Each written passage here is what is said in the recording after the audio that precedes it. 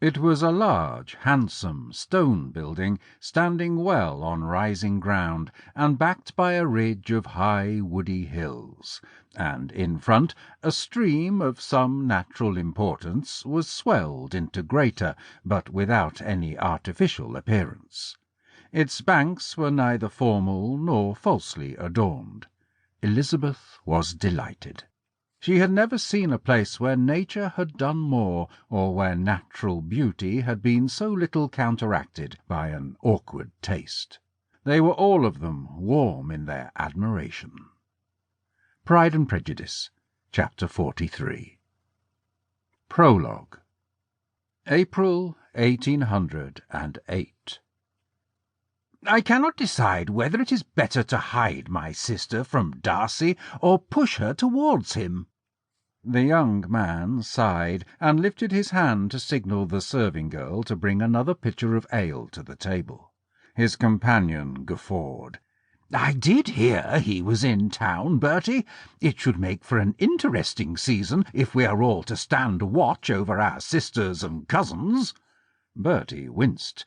My father believes him to be a good match for Josephine. Do you fear the rumours are true? Of whom are we speaking, gentlemen?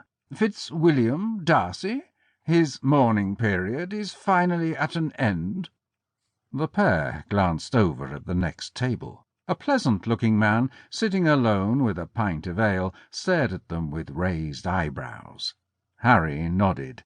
Yes, Darcy, he of Pemberley and Rosings, and a few minor estates here and there. Seems he is richer than a duke, or at least than his uncle the Earl, now that he is a widower. The stranger barked a bitter laugh. So it seems. Appearances are everything, are they not? The two friends exchanged a glance. He is known to have a splendid fortune. Such a chance he took, too. The man shook his head and leaned closer. Wedding his frail cousin, hoping it would result in those continued fine appearances you mention. Not to overlook his aunt's propensity for hysterics, megrims, and apoplexy.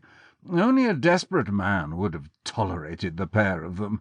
Imagine how devastating it must have been to learn their financial woes were as troubling as their physical ones. Bertie spoke first. But his father and mine were of close acquaintance. Surely he could not have already destroyed the work of generations. You know him well, then, sir? You speak of him with some familiarity, added Harry. Ah, his father was an excellent man, and my dear godfather. I was raised with his son, almost as his son, and he had hopes that I would always be a beneficial influence and a close friend to Fitzwilliam. Sadly, it is many, many years since I first began to think of him in a very different manner.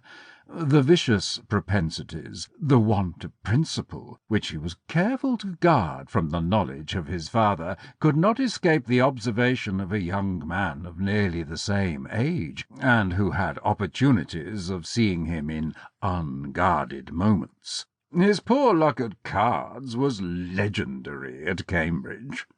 He paused as the two younger men paled. Your sisters have large dowries? He asked, smiling as each nodded in the affirmative. Gentlemen, he would be very interested to know you both indeed. It seems incredible, Harry said in a low voice before turning his gaze onto their new acquaintance. Pray let us hear what you have to accuse him of. I should like to know how he behaves among family. He gestured for the man to join them. Harold Seaton, and my friend Albert Stopford. A pleasure to meet you, gentlemen. The man picked up his hat and glass and moved to a seat at their table. George Wickham, now prepare yourself for something very dreadful indeed.